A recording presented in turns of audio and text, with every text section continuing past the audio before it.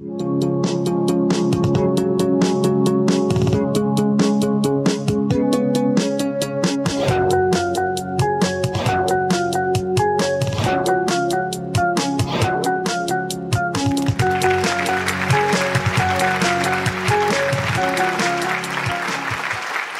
begin with what it is I mean when I say intersex. My working definition is an individual born with what physicians would consider a disparity from the norm of sexual development. It is estimated that up to 2% of all births occur with this disparity, medically termed disorders of sexual development. So, an important consideration in all of this is medical rhetoric. Medical rhetoric is the coming together of language and its power in the power of naming and objectivity. So why do I say that language has power? Naming is the reason. And naming can be considered an inherently appropriating and devaluing force. It says, I know you, and not only do I know you, but I know you better than you could ever know yourself. I know you well enough to distill what it means to be you down into one or two sentences. And this power of naming is then combined with the power of objectivity in medical rhetoric. Socially, we in the United States have a particular view of what it means for something to be objective. We consider that it's wholly removed from social influences and that somehow it's larger or better than any other form of inquiry that we can find. And when this is combined with naming and language in medical rhetoric, it ultimately gives a lot of power. It creates definitions that then control the way the rest of us behave. So with this power also, as Spider-Man once said, comes a lot of responsibility. But medical rhetoric isn't just confined to the medical community.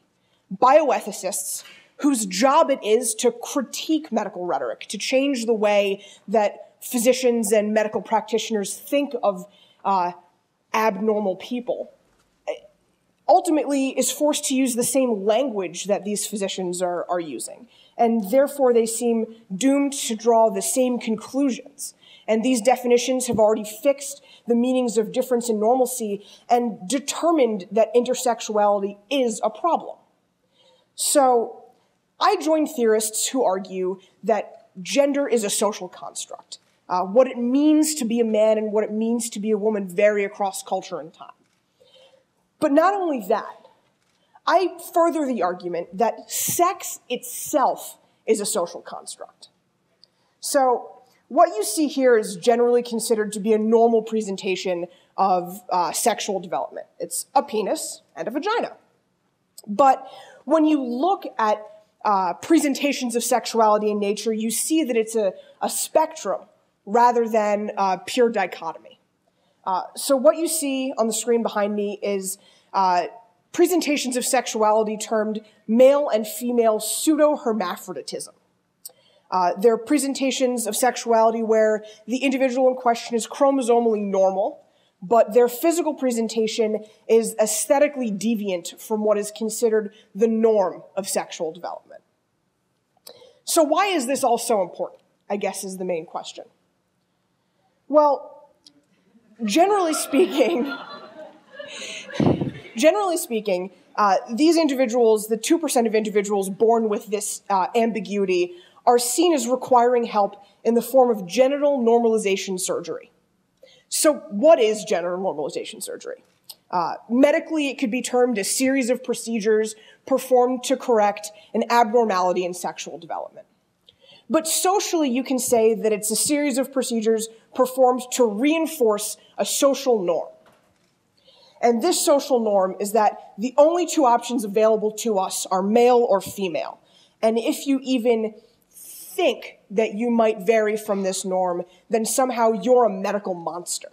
And you're deserving of an irreversible procedure that permanently changes your physiology. So if you're a man born with, let's say, a micropenis, you're not big enough to be a man. So you have to be a woman. They remove all reproductive autonomy from these individuals and ultimately say, you need to be a woman because you're not man enough for us. So when these sort of arguments fall on deaf ears, it then turns to social arguments. Well, are they going to be able to have a healthy sexual life later? But the only sexual life considered is heterosexual vaginal penetration. And sexuality may have little or nothing to do with that. It's as variant as gender and sex are themselves. So this is my proposal for reevaluation. We have to consider these individuals as whole human beings, not simply the presentation of their genitals. We have to reevaluate our treatment process rather than performing surgery at an early age that ends up being irreversible. What we should instead be doing is allowing for social change, bringing in a team of medical professionals, psychological professionals, and other intersex individuals. And ultimately, we need to remember that we shouldn't let the medical community define the way that we interact with and treat with other people in our society. Thank you.